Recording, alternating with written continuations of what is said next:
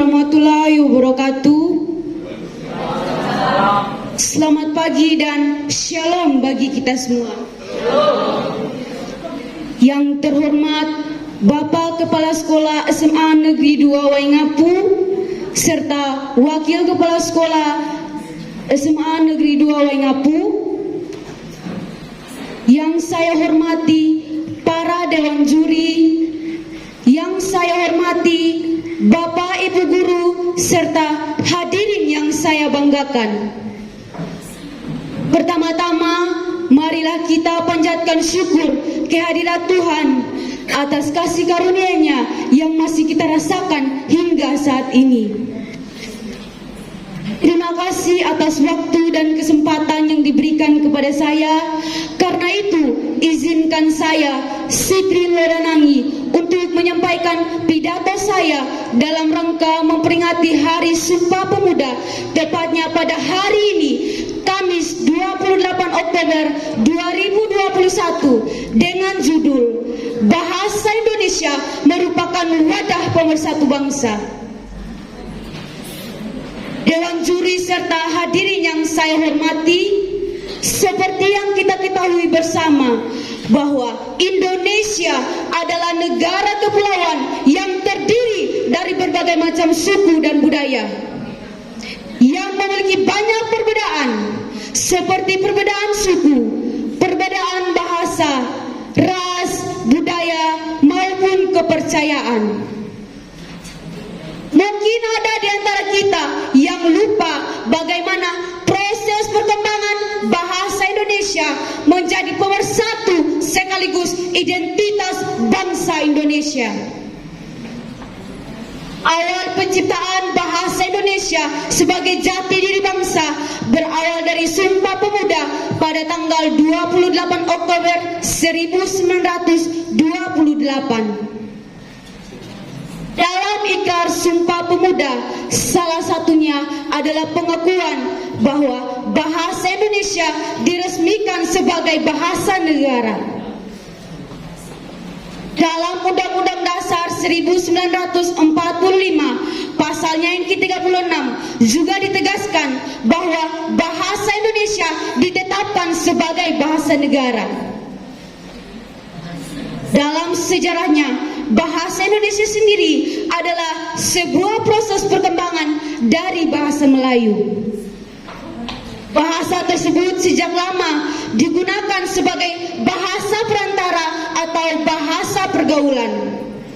Tidak hanya di Kepulauan Nusantara, tetapi juga hampir di seluruh Asia Tenggara. Dewan juri serta hadirin yang saya hormati, bahasa merupakan alat komunikasi yang memudahkan manusia dalam berinteraksi. Bahasa Indonesia memiliki fungsi untuk mempererat hubungan antar suku bangsa dan budaya di Indonesia. Fungsi ini sebelumnya sudah ditegaskan dalam butir ketiga Ikrar Sumpah Pemuda pada tahun 1928 yang berbunyi, "Kami putra dan putri Indonesia menjunjung tinggi bahasa persatuan bahasa Indonesia." Dalam kedudukannya sebagai bahasa negara, bahasa Indonesia sering digunakan dalam berbagai upacara, peristiwa, dan kegiatan kenegaraan, baik secara lisan maupun tulisan. Saat ini, bahasa Indonesia cenderung dikalahkan oleh bahasa asing. Mengapa demikian? Karena masyarakat kini lebih tertarik untuk menggunakan bahasa asing dengan alasan lebih menarik dan lebih dipandang. Kemajuan teknologi dan sumber daya tidak seharusnya membuat kita melupakan identitas bangsa kita.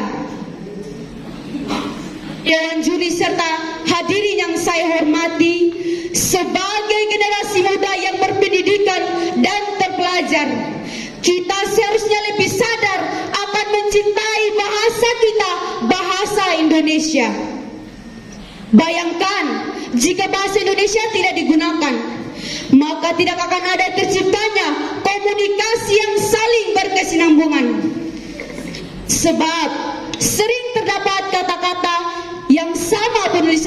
tetapi memiliki arti yang berbeda pada tiap daerah. Oleh karena itu, bahasa Indonesia digunakan sebagai bahasa pemersatu dari segala perbedaan. Dewan juri serta hadirin yang saya hormati, kita sebagai generasi muda seharusnya kita menjunjung tinggi, mencintai dan melestarikan bahasa kita. Sebab ada pepatah mengatakan, jika bukan kita, siapa lagi? Jika bukan sekarang, kapan lagi? Dewan juri serta hadirin yang saya hormati, demikianlah pidato singkat yang dapat saya sampaikan. Kiranya menumbuhkan semangat dalam jiwa kita. Karena itu, saya mengucapkan terima kasih atas perhatiannya dan mohon maaf apabila ada kesalahan kata dalam pidato saya. Wassalamualaikum warahmatullahi wabarakatuh. Shalom, salam kebajikan. Terima kasih.